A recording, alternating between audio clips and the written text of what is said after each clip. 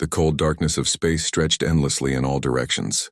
Captain Ji-ho stood on the bridge of the ISS Meridian, his eyes fixed on the view screen showing Jupiter's massive form in the distance.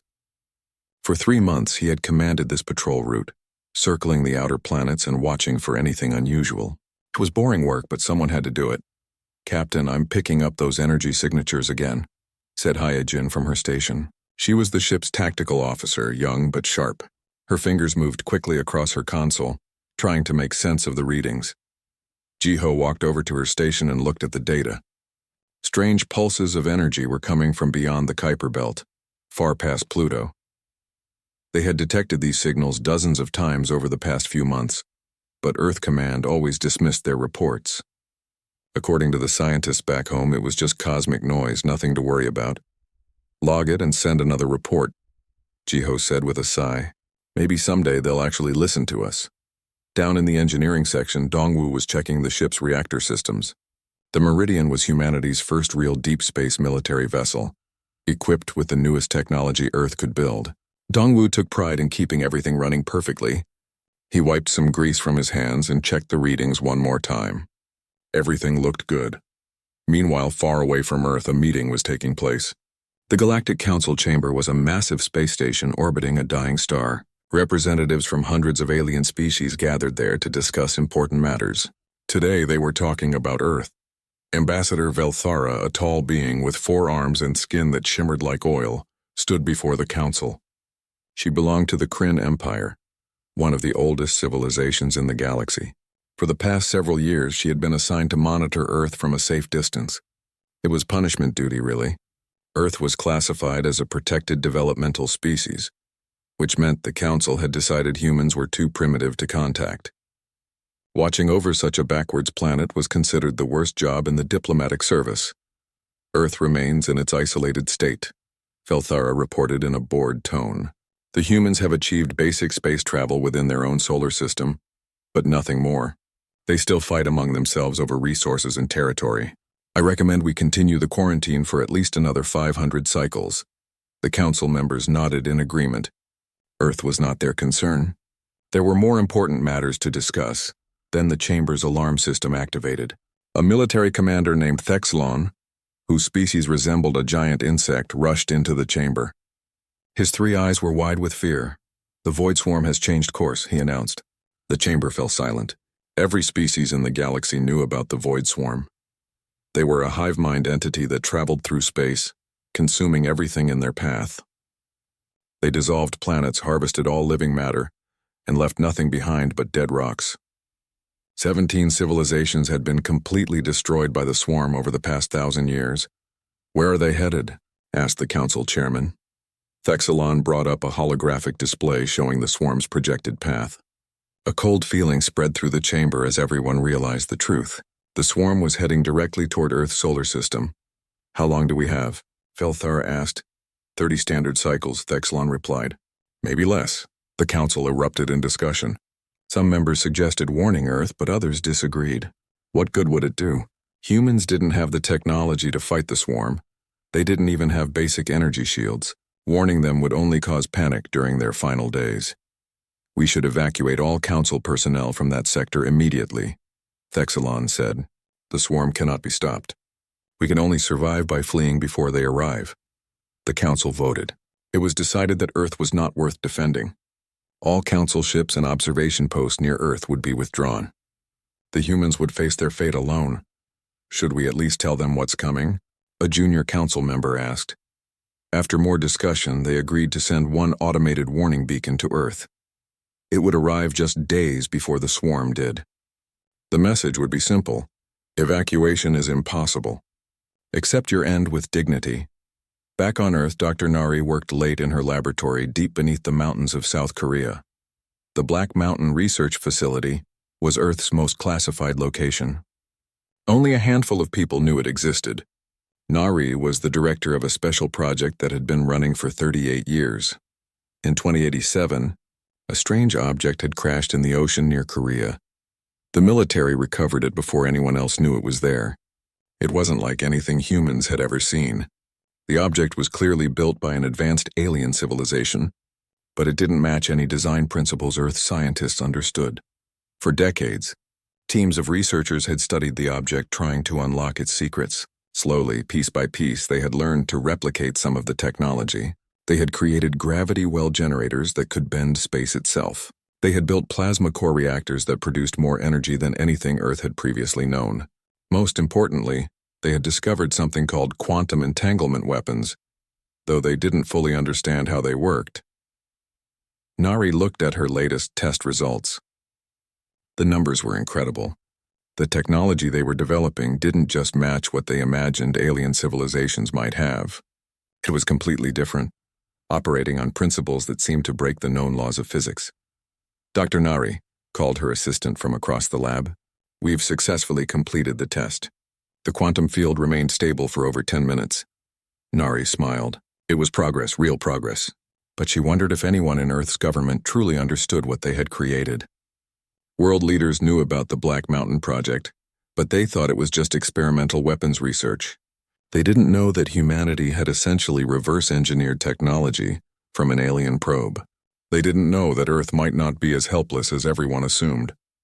That night, Captain Ji-ho was sleeping in his quarters when the ship's alarm woke him. He rushed to the bridge in his uniform, still half asleep. "Captain, you need to see this," Hee-jin said urgently.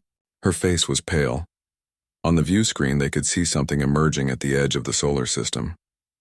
The sensors were going crazy. Thousands of objects had just appeared, each one massive, each one moving with clear purpose. "What am I looking at?" Ji-ho asked. Before Hee-jin could answer, another signal came through. It was the automated beacon from the Galactic Council. The message began playing across every communication system on the Meridian. The translation was crude, but the meaning was clear. An enemy called the Void Swarm was coming to destroy Earth. The Council had decided humanity was not worth saving. Evacuation was impossible. Earth had approximately 72 hours before the swarm arrived in force. Ji-ho felt his blood run cold as he read the message. He looked at his crew, seeing the same fear reflected in their faces. "Send an emergency transmission to Earth Command," he ordered. "Tell them everything, and get this ship ready for combat. If we only have 3 days, then we'd better not waste a single minute." As the Meridian turned toward Earth, racing to deliver the warning, Ji-ho couldn't shake a terrible thought. Humanity was about to face extinction, and nobody in the galaxy thought they had even the smallest chance of survival. The question was simple: would humanity accept its fate quietly, or would it fight to the very end? Captain Ji-ho made the decision to intercept the Council's warning beacon before it reached Earth. There was no point in causing a planet-wide panic until they understood what they were facing. The Meridian changed course, moving to catch the automated message before it could broadcast to Earth's communication networks. Hye-jin worked at her station, her fingers moving fast across the controls. She was trying to decrypt the additional data attached to the Council's message. After 20 minutes of work, she finally broke through the encryption. "Captain, I've got more information about this Void Swarm," she said quietly. "You should see this." Ji-ho came to her station and read the data. His face grew grim. The files contained detailed records of the swarm's previous attacks. They showed how the swarm dissolved planetary shields like they were made of paper. They showed how entire civilizations were harvested, their populations consumed and converted into more swarm bioships. Most disturbing was one simple fact: the Void Swarm had never been defeated. Every species that fought them had died. "How many ships are we talking about?" Ji-ho asked. Hye-jin pulled up the scout reports. "The advanced fleet has approximately 4,000 warships. The main fleet behind them numbers in the hundreds of thousands."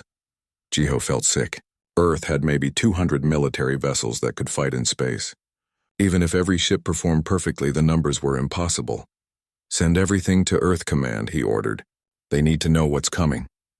Back on Earth, Admiral Kyung-soo received the transmission in the middle of the night. He immediately called an emergency meeting of Earth's Unified Military Command. Within 2 hours, representatives from every nation were gathering in the command center beneath Geneva. The room fell silent as they watched the data from the Meridian. They saw the swarm's capabilities, the records of destroyed civilizations, the estimated time until impact. When the presentation ended, nobody spoke for a long moment. "Can we evacuate?" asked a representative from the European Union. "We have maybe 50 ships capable of carrying civilians," answered a logistics officer. Each ship can hold about 200 people. That's 10,000 people total. Earth's population is over 11 billion. The math was brutal. Even if they worked miracles, they could save less than 1% of humanity. Everyone else would die when the swarm arrived. Then we fight, Admiral Kyung-soo said firmly. We gather every ship, every weapon, every resource we have. Maybe we can't win, but we won't go quietly into the dark. Around the room, heads nodded in agreement. If humanity was going to die, they would die fighting. There's one more thing, Kyung-soo said. He pressed a button on his console. I'm bringing in Dr. Nari from the Black Mountain Project. Some of you know about her work. Most of you don't. What I'm about to show you is classified at the highest level. 30 minutes later, Dr. Nari arrived at the command center by special transport. She was a small woman with tired eyes wearing a simple lab coat. She carried a secure datapad with her. Show them, Admiral Kyung-soo said. Nari connected her datapad to the main display. Files appeared on the screen, showing technical diagrams and test results that most people in the room couldn't understand. In 2087, we recovered an alien probe that crashed near Korea, Nari began. For the past 38 years, my team has been studying it and replicating its technology. We've kept this secret because we didn't fully understand what we were creating. She brought up a video showing a test firing of a strange weapon. The projectile moved through space and struck a target asteroid. Instead of exploding normally, the asteroid simply vanished, converting into a burst of energy. This is a quantum entanglement weapon, Nari explained. When the projectile hits a target, it doesn't just destroy it. It unravels the molecular bonds at the quantum level. The target ceases to exist as matter. She showed more files. Gravity well generators that could fold space, making ships impossible to target. Plasma core reactors that produced incredible amounts of power. Advanced materials that were stronger than anything Earth had previously developed.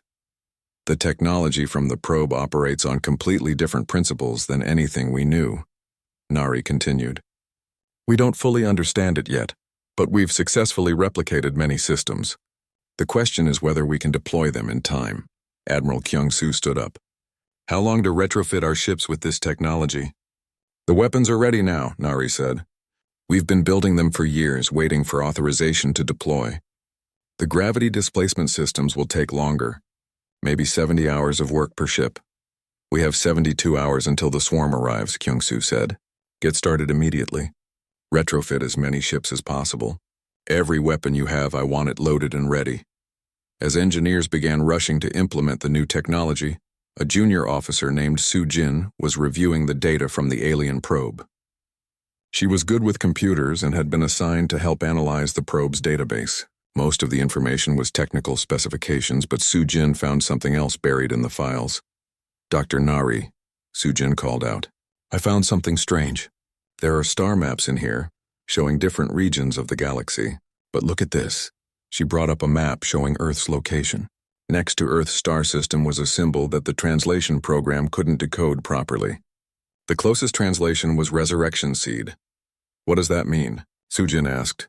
Nari stared at the symbol, feeling a chill run down her spine. I don't know. But Earth is marked as something special. This probe didn't crash here by accident. There was no time to investigate further. The entire planet was mobilizing for war. Every military base went to full alert. Ships that had been docked for repairs were rushed back into service. Weapons that had only existed in testing facilities were loaded onto combat vessels. Dongwoo worked around the clock in the Meridian's engineering section. Teams from Earth had come aboard with new equipment, installing the plasma core reactors and gravity displacement systems. The work was exhausting, but Dongwoo pushed himself and his crew to move faster. How's it looking? Captain Jiho asked, coming down to engineering. We'll be ready, Dongwoo promised. The new reactor is online and we're installing the displacement field generators now. Give me another 6 hours. Similar work was happening on every human warship. Engineers worked without sleeping, knowing that every minute mattered. The quantum weapons were distributed, each ship receiving as many as it could carry. Far away, Ambassador Velthara watched from her retreating ship. The Council had ordered all personnel to evacuate the sector. As her ship fled to safety, Velthara kept her sensors pointed at Earth, recording everything that happened. She watched as human ships gathered, forming defensive positions around their planet. She saw how they worked frantically to prepare. Part of her felt sad. The humans didn't understand how hopeless this was. The void swarm would sweep through them like they were insects. Still, there was something admirable about their determination. They knew they couldn't win, but they were going to fight anyway. Perhaps humans were more interesting than she had thought. Should we stay and observe? Asked her second officer. No, Velthara said. The council's orders are clear. We document from a safe distance. When the swarm finishes, we'll return to collect data for the archives. As her ship jumped to faster-than-light travel, Velthara took one last look at the blue planet. In 72 hours, it would probably be a dead world. On Earth, Admiral Kyung-Soo prepared to address the planet. Every television, every radio, every communication device would broadcast his message. Humanity deserved to know the truth, people of Earth, he began. In 3 days, an enemy will arrive at our world. They are called the Void Swarm, and they have destroyed many civilizations before us. The galaxy's council has decided we are not worth saving. They have fled, leaving us to face this threat alone. He paused, letting the words sink in. But we are not helpless. We are not victims. For decades, we have been preparing for this moment, though we didn't know it. We have technology that even the council doesn't understand. We have weapons they have never seen. Most importantly, we have something they have never had. The will to stand together when extinction comes calling. Around the world, people watched and listened. There was fear, yes, but also something else. A determination to survive, a refusal to accept defeat. In 3 days, we will show the galaxy who we are, Kyung-Soo concluded. We are humanity. We do not surrender. We do not run. We hold the line no matter what comes against us. And when the battle is over, the galaxy will know our name. As the message ended, Captain Ji-ho stood on the Meridian's bridge, looking at the stars. Somewhere out there, the Void Swarm was coming. Let them come. Humanity would be ready. The first wave of the Void Swarm emerged near Mars' orbit, exactly 72 hours after the warning beacon arrived. Captain Ji-ho watched from the Meridian's bridge as 4,000 enemy warships materialized from faster-than-light travel. Each ship was enormous, roughly the size of a small city. They were organic-looking things, covered in what appeared to be living armor that pulsed with sickly green light. All ships, battle stations, Ji-ho commanded into the fleet channel. Around him, 200 human vessels moved into formation. It looked pathetic compared to the massive swarm fleet, but it was everything Earth had. Far away, Ambassador Velthara watched through her ship's long-range sensors. The Council had established observation posts at a safe distance, recording what they expected would be humanity's final moments. Velthara studied the human ships carefully. Something seemed wrong. Why don't their ships have energy shields? Her tactical officer asked. Even the most primitive species we've encountered understand basic shield technology. Velthara had wondered the same thing. The human vessels appeared to rely on simple metal armor, like something from the ancient past. Their weapons looked like basic kinetic railguns, the kind of primitive technology that hadn't been used in warfare for thousands of years. Perhaps they never developed that technology, Velthara said. They are a young species after all. The swarm didn't wait. Their first attack was brutal and efficient. Dozens of bioships launched what the Council called acid spore torpedoes. These weapons melted through any matter they touched, dissolving even the strongest alloys in seconds. 3 human destroyers took direct hits. Their hulls began to dissolve, metal turning to liquid as the acid spores did their work. Velthara watched crew members evacuate in escape pods before their ships fell apart. It's over, her tactical officer said sadly. Without shields, they cannot survive. But then something strange happened. Hee-jin, sitting at her tactical station on the Meridian, spoke calmly into the fleet channel. All ships activate Project Prometheus now. Suddenly, the human fleet vanished from all sensors. The swarm's targeting systems lost lock. Their weapons stopped tracking. To every observer, it appeared as if the human ships had simply ceased to exist. What just happened? Velthara demanded. Where did they go? Her sensors showed empty space where moments before there had been nearly 200 warships. The swarm seemed equally confused, their hive mind taking a moment to process this unexpected development. Inside the Meridian, Dongwu monitored the new gravity displacement system. Field generators holding stable, Captain. We're existing about 3 centimeters sideways from normal space. Ji-ho smiled grimly. Dr. Nari's team hadn't developed shields because they had created something better. Instead of blocking attacks, human ships simply shifted slightly out of normal reality. The swarm's weapons were passing through empty space while the human vessels remained untouched, existing in a fold of space-time. All ships. Target lock and fire at will, Jiho commanded. The human railguns opened fire. Tungsten slugs accelerated to incredible speeds, wrapped in quantum entanglement fields that Dr. Nari's team had perfected over years of research. When the first round struck swarm ships, the results were spectacular. The bioships didn't explode. They didn't burn. They simply unraveled. The quantum fields disrupted molecular bonds at the most basic level, causing matter to convert directly into high-energy radiation. Entire swarm warships ceased to exist, leaving only brilliant flashes of light where they had been.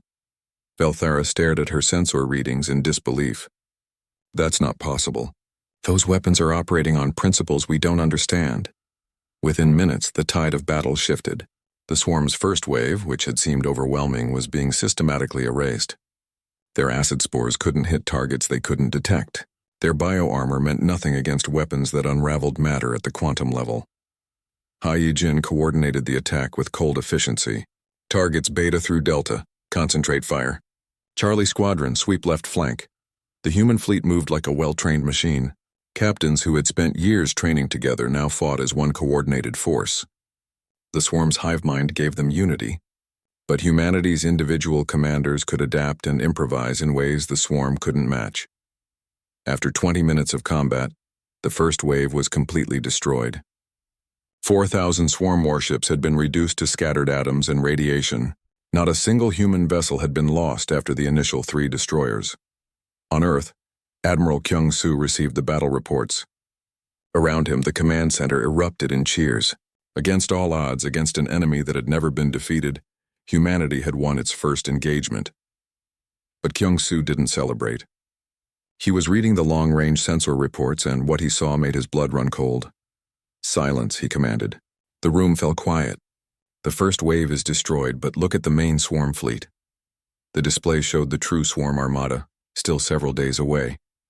Hundreds of thousands of warships, all headed for Earth. The first wave had been nothing but a scouting force. We used a lot of power in that engagement, Dongwu reported to Captain Jiho. The quantum weapons are overheating. We can manage maybe 2 more battles at that intensity before the reactors need a full cooldown. Jiho understood the problem immediately. They had won the first battle, but it was just the beginning. The swarm would keep coming, wave after wave, until humanity's weapons failed or Earth ran out of ships. What about production? Jiho asked. Can we build more quantum weapons? Not in time, Dongwu said grimly. Each weapon takes weeks to manufacture. We used everything Dr. Nari's team had built. Back at the Black Mountain facility, Dr. Nari and Officer Su-jin were working desperately to find answers. Su-jin had been investigating the resurrection seed designation she had found in the probe's database. Dr. Nari, I think I found something, Su-jin said urgently. There are activation codes buried in the probe's core systems. They reference locations throughout the solar system. Nari came over to look at the data. What she saw made her heart race. The codes pointed to specific coordinates on Earth, on the Moon, on Mars, and throughout the asteroid belt. What are these locations? Nari asked. Su-jin brought up a geological analysis. According to our deep scan satellites, there are massive artificial structures at each of these coordinates. They're buried deep underground or hidden in ways our sensors never detected before. Some of them have been there for millions of years. Millions of years, Nari repeated in shock. That's impossible. Humans didn't even exist millions of years ago. Exactly, Su-jin said. These structures were built by someone else long before humanity evolved. And according to the probe's data, they're waiting to be activated. Dr. Nari stared at the information, her mind racing. The probe hadn't crashed on Earth by accident. Earth wasn't randomly chosen to be protected. Something about their planet, about humanity itself, was special. The probe had been left for them to find, and the ancient structures were waiting for humans to reach the right level of technology. We need to tell Admiral Kyung-soo, Nari said. If these structures are weapons, we might have a chance. There's something else, Su-jin added quietly. I decrypted more of the probe's historical files. The Void Swarm has encountered worlds like Earth before, worlds marked as resurrection seeds. They destroyed 10 of them before the seeds could fully awaken. Earth and one other world are all that remain. Nari felt a chill run through her. They know. The swarm knows what Earth represents. That's why they changed course to come here. She grabbed her communication device and contacted Admiral Kyung-soo directly. When his face appeared on the screen, she didn't waste time with pleasantries. Admiral, Earth isn't what we thought it was. There are ancient installations throughout our solar system, placed here millions of years ago. They're weapons, and we can activate them. But there's something you need to understand. The swarm isn't attacking us because we're in their way. They're attacking because they know what we are. We're a threat to them even if we don't understand why yet. Kyung-soo listened carefully. Can you activate these weapons? Yes, Nari said. But I need authorization at the highest level. Activating them might change Earth forever. We don't know what will happen. The swarm's main fleet will be here in less than 48 hours, Kyung-soo replied. Whatever these weapons are, we need them. You have full authorization. Activate everything. Dr. Nari nodded and ended the call. She looked at Soo-jin. Get me a team. We have work to do. In orbit above Earth, Captain Ji-ho was reorganizing his fleet when the long-range sensors detected something terrible. The swarm's main fleet had accelerated. Instead of arriving in 48 hours, they would be there in 24. They're adapting, Hee-jin said. The first wave sent back data before it was destroyed. Now the swarm knows we're a real threat. Ji-ho knew what that meant. The swarm would throw everything at Earth now before humanity could prepare further. The real battle was about to begin and they weren't ready. Dr. Nari stood in the deepest level of the Black Mountain facility, surrounded by her team. Soo-jin had decoded the activation sequences from the alien probe, and now they were ready to wake up technology that had been sleeping for millions of years. The weight of what they were about to do pressed down on everyone in the room. Are you sure about this? Asked one of the engineers nervously. We don't know what these systems will do when we turn them on. The swarm will be here in less than 24 hours, Nari replied. We're out of options. Begin the activation sequence. Soo-jin input the first set of codes into the probe's interface. For a moment, nothing happened. Then the ground beneath their feet began to vibrate. Deep beneath the mountains, something ancient was waking up. Around the world, similar activations were happening. In the Arctic, in the depths of the ocean, in deserts and jungles, ancient installations that had been hidden for millions of years began to power up. Satellites detected massive energy readings coming from deep within Earth's crust. What is happening? Admiral Kyung-soo demanded from the command center in Geneva. The sensor readings were going crazy, showing power signatures beyond anything human technology should be capable of producing. The systems are coming online, Nari reported over the communication link. But there's more. Soo-jin found additional files in the probe. We know what Earth really is now. She brought up a holographic display showing Earth's history, but not the history humans had known. This history went back millions of years to a time before humans existed. An ancient race called the Architects once controlled much of the galaxy, Nari explained. They fought a war against the Void Swarm. It was a war that lasted thousands of years. The Architects won, but the cost was terrible. Their entire civilization died in the process of defeating the swarm. The hologram showed images of the Architects, beings of pure energy contained in crystalline forms. They had been incredibly advanced, mastering technologies that seemed like magic. Before they died, the Architects did something remarkable, Nari continued. They seeded 12 worlds throughout the galaxy with genetic templates and hidden technology. These worlds were designed to eventually give rise to new civilizations that would inherit the Architects' mission. Earth was one of those 12 seeds. Admiral Kyung-soo stared at the hologram.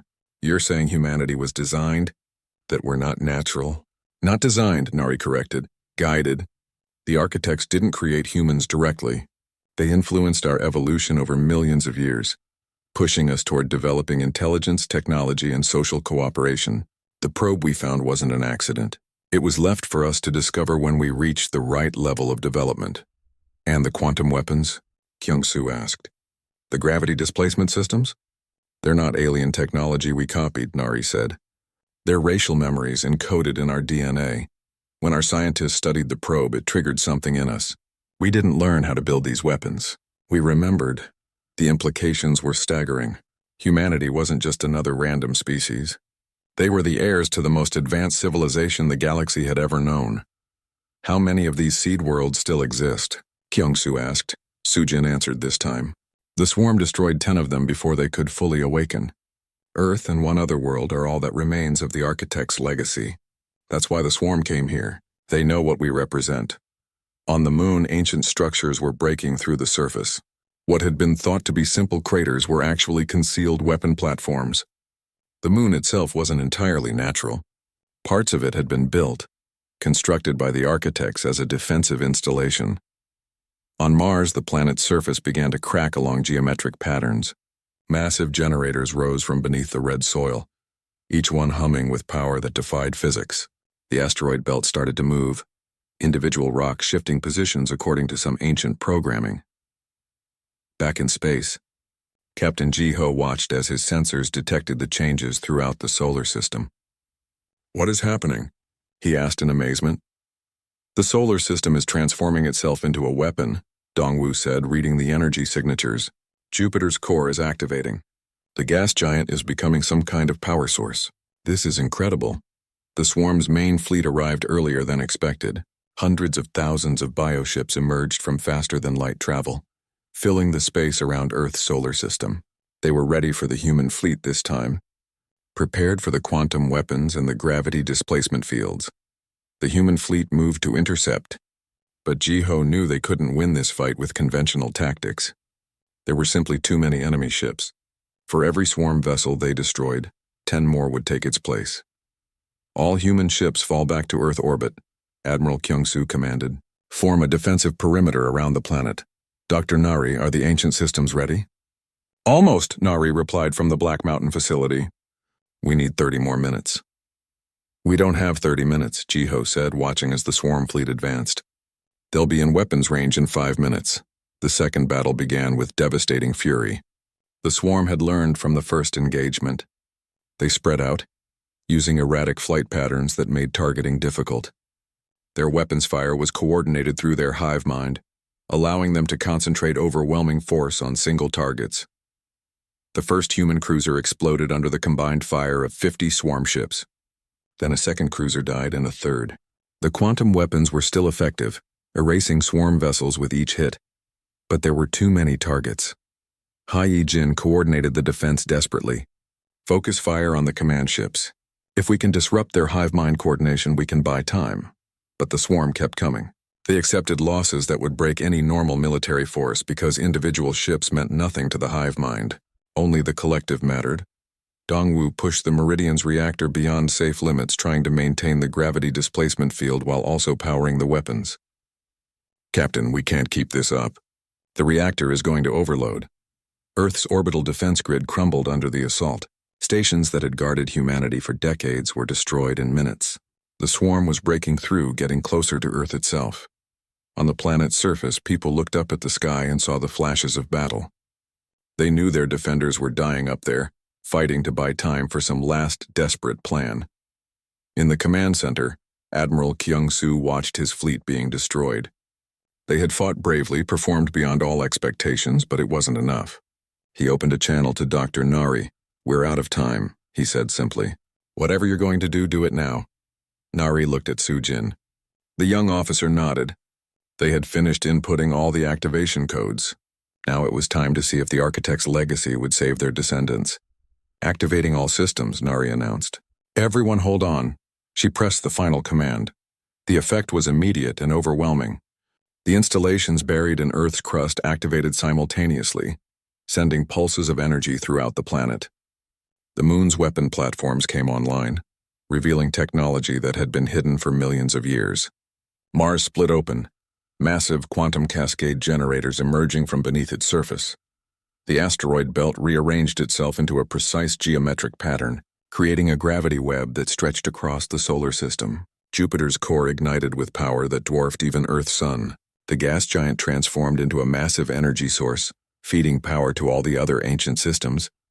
The entire solar system was changing, becoming something it had always been meant to be. Not just a collection of planets and rocks, but a weapon. A weapon designed by the architects to fight the void swarm.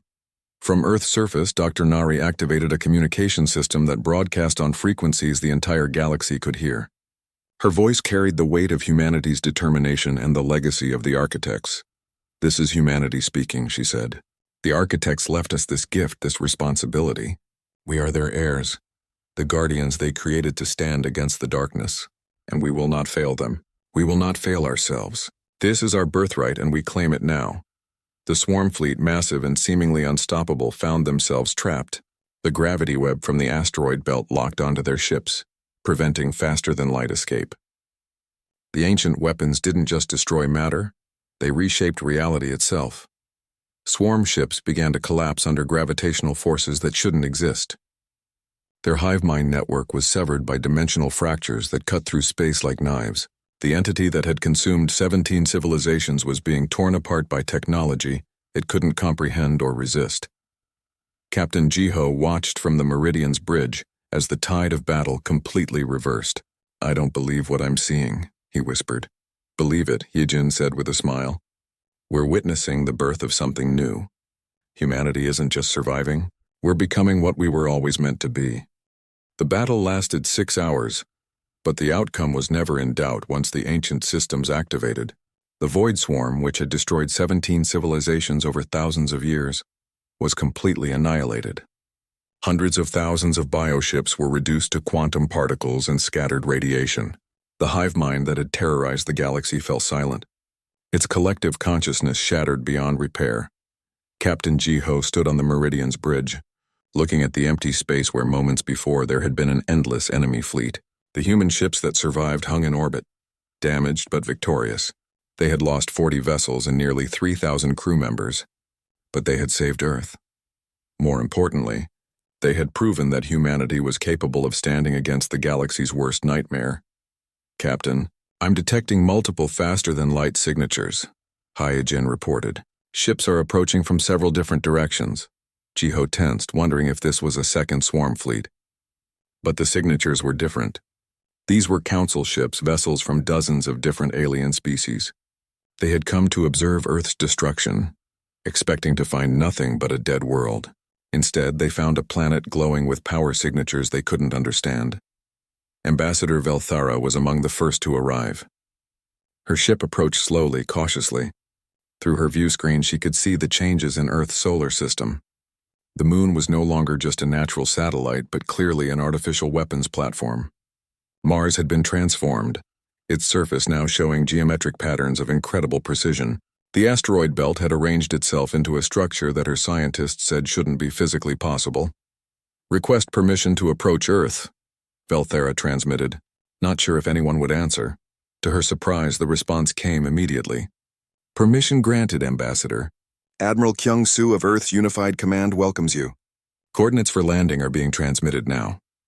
For the first time in her career, Velthara felt genuine nervousness. She was about to set foot on a world that had just demonstrated technology, thousands of years beyond anything the Council possessed. More than that, she was about to meet a species that the Council had dismissed as primitive children. The landing site was in Geneva, at Earth's Military Command Center. As Velthara's shuttle descended, she could see the damage from the battle. Parts of the city had been hit by swarm weapons that penetrated the defense grid. Buildings were destroyed and rescue teams were still searching for survivors. Humanity had won, but the cost had been real. Admiral Kyung-soo met her at the landing pad, flanked by 2 soldiers. He was a tall man with gray hair and tired eyes, wearing a military uniform that showed the wear of long hours in combat. "Ambassador Velthara," he said formally. "Welcome to Earth. I apologize for the circumstances of our first meeting." Velthara studied him carefully. There was no arrogance in his manner, no hostility. Despite everything that had happened, despite the Council abandoning Earth to its fate, this human showed only professional courtesy. "Admiral, I must convey the Council's apologies," Velthara said. "We were wrong about humanity. We were wrong about Earth. The Council believed you were too primitive to save, but you have demonstrated capabilities that exceed our understanding." "We didn't do this alone," Kyung-soo replied. "Come, there are people you should meet." He led her deep into the command center where Dr. Nari and Soo-jin were working at computer terminals. Around them, screens displayed data about the ancient architect systems and the battle that had just concluded. "This is Dr. Nari, director of our research programs," Kyung-soo introduced. "She can explain what Earth really is." Over the next hour, Dr. Nari told Velthara everything. The architects, the seed worlds, the genetic guidance that had shaped humanity's evolution. She showed the ambassador the alien probe and explained how human scientists had unlocked racial memories encoded in their DNA. Velthara listened in growing amazement. "The architects," she whispered. "We thought they were legends. The Council's oldest records mention them, but we believed the stories were myths." "They were real," Dr. Nari said, "and they created us in a way. Not directly, but they set humanity on a path that would lead to this moment. We're their legacy, their answer to the Void Swarm." "Only one other," Sujin answered. "The swarm destroyed 10 before they could awaken. Earth and one other world are all that remains of the architect's plan." Velthara felt the weight of this knowledge. Humanity wasn't just another species. They were the heirs to the most advanced civilization the galaxy had ever known, and they had just proven they could use that inheritance to defend not just themselves, but potentially the entire galaxy. "What will you do now?" Velthara asked Admiral Kyung-Soo. "That depends on the Council," Kyung-Soo replied. "You placed Earth under quarantine, classifying us as a protected species too primitive for contact. That classification is obviously wrong.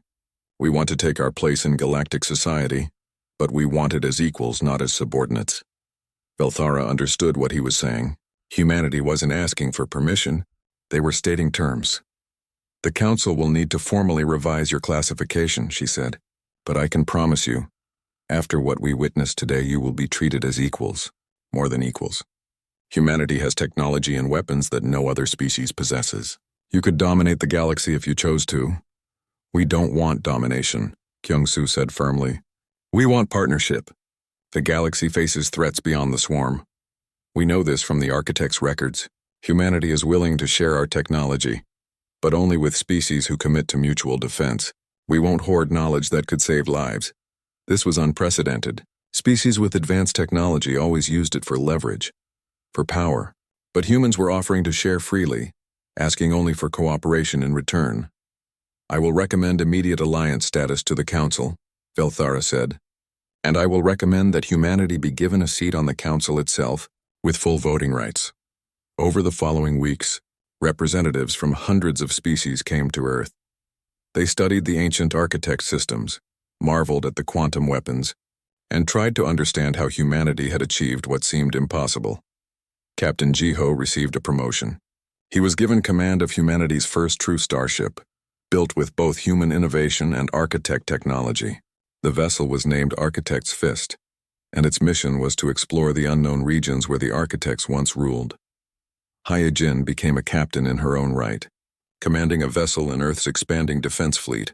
Dongwu headed the new Earth Council Joint Engineering Initiative, teaching other species about the technology humans had developed. Dr. Nari and Sujin formed an expedition to search for the 12th seed world. Somewhere in the galaxy, another civilization was developing, guided by architect programming. If they could find them before the next threat emerged, maybe they could save them. Earth's quarantine ended not with humanity begging for acceptance, but with the galaxy seeking humanity's protection. The Council established a permanent embassy in Geneva. Trade agreements were signed. Cultural exchanges began. Humanity stepped onto the galactic stage as leaders, not followers. Ambassador Velthara sent her final report to the Council. It read, "Earth's classification has been revised. No longer a protected developmental species. New classification, Apex Inheritor Species. Recommended status. Full alliance with immediate integration into Council leadership. Personal note. We should be grateful that humans chose to share their power rather than dominate through force. They could have ruled the galaxy by conquest. They chose partnership instead. That decision makes them wiser than any species I have ever encountered. Humanity is not just another member of galactic society. They are its guardians, the inheritors of a legacy that transcends anything we previously understood. The galaxy is safer because Earth survived. We must never forget how close we came to losing that gift." Admiral Kyung-Soo stood before Earth's unified assembly, giving his final address before stepping down from active command. People from every nation watched as he spoke. "For thousands of years, humanity wondered if we were alone in the universe," he said. "When we learned we weren't alone, we discovered we had been classified as children, too primitive to matter. Today we have proven that assessment wrong. We proved it not just with weapons and technology, but with our spirit, our determination, and our refusal to surrender when extinction came calling." He paused, looking at the faces before him. Humanity's strength isn't in the ancient systems we inherited. It's in our capacity to adapt, our willingness to sacrifice, and our determination to protect not just ourselves, but all who cannot protect themselves. We are the architect's legacy, yes, but we are also uniquely human. We bring both gifts to the galaxy. The age of Earth's isolation is over. The age of humanity's purpose has begun. We stand ready to defend those who need defending, to share knowledge with those who seek it, and to face whatever threats emerge from the darkness. We are humanity. We are the architect's heirs. And this is only our beginning. 6 months after the battle, a distress signal reached Earth from the far side of the galaxy. The 12th seed world had been found. It was under attack by a different enemy, something the architect's records had warned about but humanity had never encountered.